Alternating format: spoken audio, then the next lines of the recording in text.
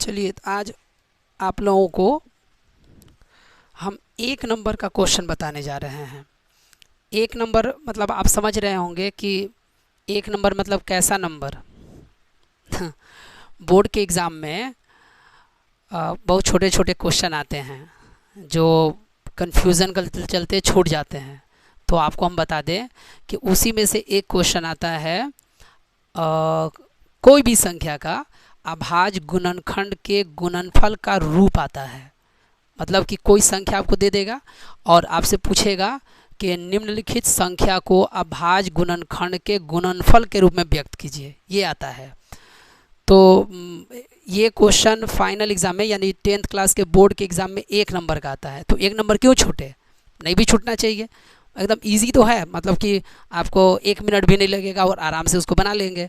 तो अगर देखिए इस क्वेश्चन को अगर आपको सीखना है तो बचपने में आपको याद होगा कि आपके मम्मी पापा जब किसी के यहाँ जब ट्यूशन लगाए होंगे या फिर कहीं भी अगर आप स्कूल में गए होंगे तो देखिए सबसे पहले आपको ना गिनती सिखाया जाता है कि मतलब 1 2 बोलाया जाता है या 1 2 3 4 ये सब सिखाया जाता है।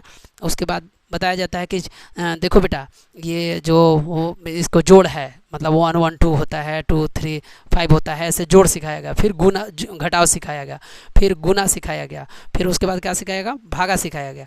तो भागा के बाद फिर क्या सिखाया गया, तो लघुत्तम सिखाया गया। मतलब कि उसके बीच में गिनती और पढ़ा भी सिखाया जाता है। तो उसमें सबसे मेन चीज़ क्या हुआ, उसमें मेन चीज़ हुआ कि उसमें एक चीज़ सिखाया जाता है LCM, मतलब लघुत्तम सिखाया जाता है। तो देखिए ये जो क्वेश्चन है ना, अभाज्य गुणनखंड के गुणनफल के रूप में व्यक्त कीजिए, ये जो फाइनल एग्जाम में 1 नंबर का था। अगर आपको लघुत्तम आता था ना, जिसे नहीं देते कि ऐसे लाइन खींच देते थे जैसे इस तरह से कि चलो बेटा ये क्या है ना कि 4 है और 2 है, इसका ना LCM निकालो। तो हम लोग क्या करते थे कि 2 लिखते थे और 2 से इसको डिवाइड 1 करते थे और जल्दी से 2 गुने 2 लिख के 4 लिख देते थे, राइट आ जाता था। फिर बोलते हैं लो बेटा 8 और 8 और 6 और 8 का निकालो, हम लोग 2 देते थे, 3 आता था 4 हो गया। तो 2 इंटू 3 इंटू 4 कर देते थे, तो 4 3 12 24 बोलते थे ना कि इसका एलसीएम 24 आ गया। तो बड़ा इजी रहता था, बड़ा बड़ा भी देते थे तो आराम से निकाल लेते थे। अब यही चीज़ क्या है कि क्लास 10th में जब आप देखे होंगे जो एक्सरसाइज है 1.2 एक्सरसाइज है, कौन सा एक्सरसाइज है, एक्सरसाइज है 1.2। उसका पहला जो क्वेश्चन है वो उसमें पूरा हेडलाइन में लिखा हुआ है कि निम्नलिखित संख्याओं को अभाज्य गुणनखंड के गुणनफल के रूप में व्यक्त कीजिए।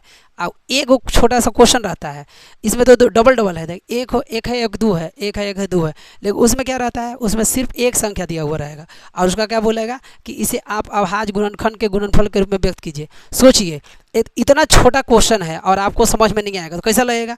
और अगर आपका फाइनल एग्जाम में अगर छूट जाए, आप आ जाए तो सोचो ओ हो अफसोस करेंगे कि 1 नंबर का क्वेश्चन था, इतना आसान था यार, नहीं बना के आए। चलिए हम बताते हैं आपको कि आप इसको कैसे बना सकते हैं। तो उसका जो पहला क्वेश्चन है वो जब आप देखेंगे तो उसमें दिया हुआ है 140। सोचिए कितना इजी है 140।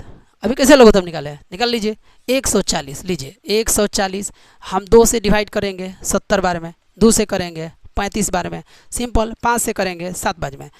मतलब 140 को जब हम लोग तोड़े तो 2 गुने 2 गुने 5 गुने 7 आंसर हो गया। कितना टाइम लगा, मतलब मुश्किल से 15 से 20 सेकेंड लगेगा, 30 सेकेंड लगेगा और आपका आंसर लीजिए हो गया 1 नंबर, आपका 1 नंबर मिल गया। तो इस तरह से आप इसमें से कोई भी संख्या दे दे। हम देखिए अभी भी कितनी बार हम स्टूडेंट को बोल चुके हैं कि देखिए क्वेश्चन चेंज हो सकता है, नियम नहीं चेंज होता है। तो क्वेश्चन यहाँ पर चेंज हुआ, मान लीजिए 140 दिया हुआ है, कोई कहा ना कि सर 140 दिया हुआ है, मान लीजिए 225 दे दिया, तब कैसे करेंगे। अरे भाई तो कैसे क्या करना है, 225 दिया हुआ है और इसको देखिए 3 से काट दीजिए क्योंकि लास्ट में 5 है, 2 से तो कटेगा नहीं, तो 3 से काट दीजिए। तो 3 7 21 और 3 5 15, मतलब 1 बचा 15। फिर इसको 3 से काट दीजिएगा ना 25 बार में, फिर 5 से काट दीजिएगा 5 बार में। तो सिंपल 225 का आप लिख सकते हैं 3 गुने 3 गुने 5 गुने 5 5, यानी आप देख सकते हैं इसको ऐसे भी लिख सकते हैं कि 3 का स्क्वायर गुने 5 का स्क्वायर।